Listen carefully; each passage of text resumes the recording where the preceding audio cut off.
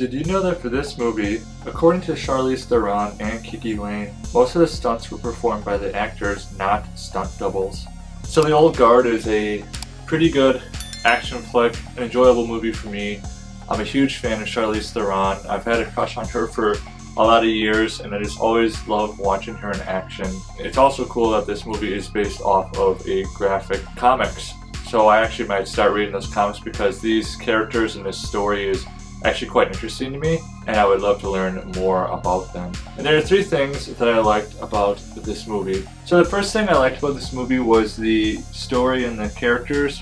I really enjoyed this storyline, honestly. It's cool having this combination of people who have been around for thousands of years, and then now they're in a modern day scenario. They're still trying to do what they do and navigate throughout the world, being unseen. Like, they're kind of heroes in the shadows, if you will, and they're basically mercenaries, but immortal mercenaries. Their main job is to try and make the world a better place. And they have Niall coming in, and she's brand new to the scene. She's gaining all this insight from all these characters that, she's there for a purpose. There's a purpose to her existence, and it's a very different life that she has to live now. And I just really enjoyed just all the stories that these characters had to say and all the stuff they've been through and seen. And Andy's obviously my favorite character. She's the main character.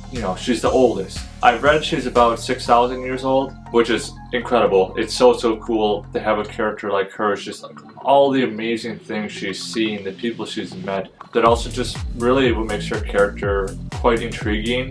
Her character depth. Like, sure, she's been through a lot, she's seen a lot, she's saved thousands, maybe even millions of people's lives along the way, but she's also lost countless friends, family throughout this course. And like, you can hear when she's talking about what she's been through, like how hard it is for her to talk about it. I mean, she's kind of given up on life at this point because she's been around humanity for thousands of years. Humanity hasn't changed since then, and she doesn't really have any faith. It's really sad to see that because you have to go through a lot of stuff to stop believing in something. The concept is really neat, honestly, this whole immortality business. It's a lot like, regeneration. So like, think Wolverine and Deadpool, like superhero stuff, And this movie could have been tackled a lot of different ways, but I think the way it was tackled in this way made it just super strong. The intrigue surrounding all the characters, but also the people out there who want to use their powers for good and use it for bad. There's always that balance of morality in movies like this where, like, I'm sure once upon a time these guys probably thought they could do some really great things for humanity and maybe even stop people from dying. But at what cost, Like, would they be willing to give up their secret of immortality to those who really only care about money and power, not about really advancing science and humanity? And that's what we got to see here with not only the character of Mr. Copley, but with the character of Steve Merrick. I really enjoyed the fight sequences in this movie. As many of you probably know, Charlize Theron, she may be getting a little older. She's in her 40s now. She's one of those women who just loves going all out. She's in great physical shape. She does her own stunts in a lot of her movies, and this movie was no exception. And I absolutely love the warhammer that she wields. I wonder if there's like a specific name for that kind of hammer, or if it's just like a really cool looking hammer.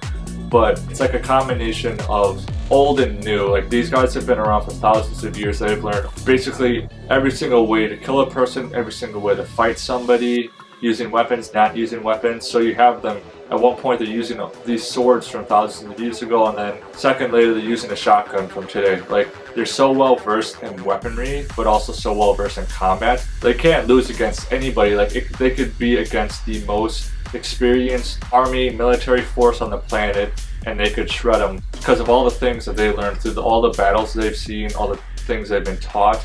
I mean, they're unstoppable on so many different levels in this movie. And of course, it's bloody, it's gruesome, but it's awesome. Like, it's the kind of action you want to see in movies like this, where it just like showcases how cool they are, how powerful they are, how nothing can stop them. And there's some pretty crazy shots in this movie. And basically any way to try to kill these people as gruesome as possible. I've been paying attention for the last couple years to hear if there's any news about a sequel, and I know there has been a sequel that has been greenlit. I know they brought in a director. I know Charlize is coming back, but it just kind of disappeared. Like there hasn't been any talks, you know, in at least a year and a half. I want to blame a little bit on the SAG after strikes. Maybe this movie was postponed due to all that. Last I read, it was supposed to come out this year, but it's not coming out this year. But my hopes are and odds are it will be coming out next year, like late next year.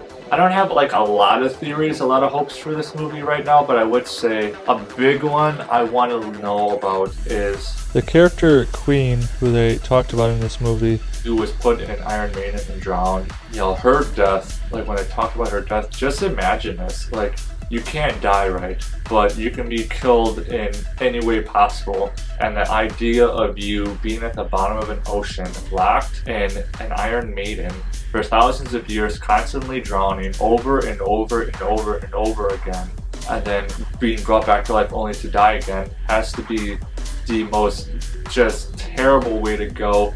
And we see that she shows up, there's a little post-credit scene, she's alive, but I want to know like how she escaped. I want more backstory into this character. Like, she's super intriguing to me, but also just like I'm not really sure what the next storyline is going to be. So I'm super excited. I will obviously be posting about when I hear any news regarding the Old Guard 2. So if you haven't seen the Old Guard in a while, or if you've never even heard of the Old Guard before, I highly recommend check this movie out. It's on Netflix right now. It's just an awesome movie to watch. So for the Old Guard, I'm going to give it a 7 out of 10 Mudflaps. So remember, leave me a thumbs up and drop in the comments below. What is your favorite movie about immortality? See you next time.